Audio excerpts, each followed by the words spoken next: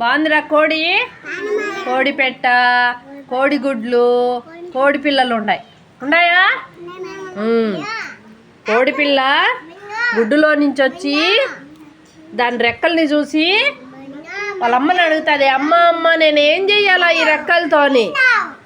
రెక్కలతో ఎగరాలి నాయనా అని చెప్పింది. మళ్ళా దూరం పోతే గింజలు కనిపడినాయి. అమ్మ ఈ గింజలు ఏం చెయ్యాలా అనింది. ఈ గింజల్ని ఏం చేయాలా అనింది. ఈ గింజల్ని తినాలనైనా మనకు ఆకలి అయితే మనకు తిన్నామనుకో బాగా శక్తి వస్తుంది, బలం వస్తుంది, మళ్ళీ ఆకలి కాదు అని. సరే అనింది. మళ్ళీ దూరం పోతానే ఈ కోడిపిల్లకు అన్నీ కోడిపిల్లలు కనపడినాయి.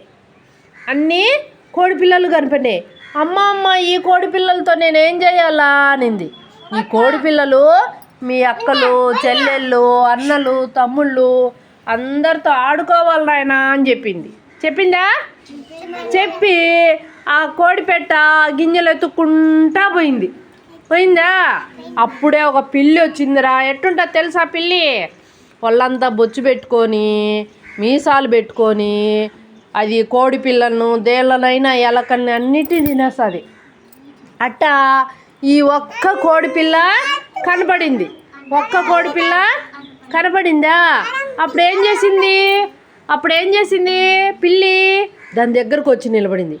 అప్పుడు కోడిపిల్ల ఏం చేసిందంటే దాని దగ్గరికి పోయి పిల్లి దగ్గరికి ఇప్పుడు నేనేం చేయాలా అనింది.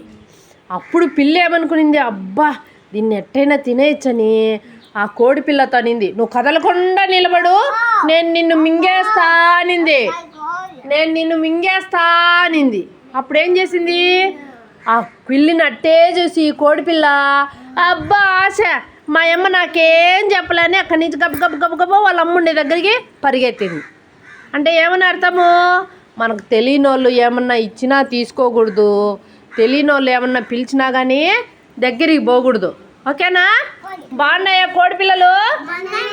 బాగున్నాయా? నాకు బాగుండాయిరా. ఎవరింట్లో ఈ కోడిపెట్ట కోడిపిల్లలు? హర్ష వాళ్ళ ఇంట్లోటివి కానీ మళ్ళీ హర్ష వాళ్ళ ఇంటికి ఇచ్చేద్దాం. ఓకేనా? ఇచ్చేద్దామా?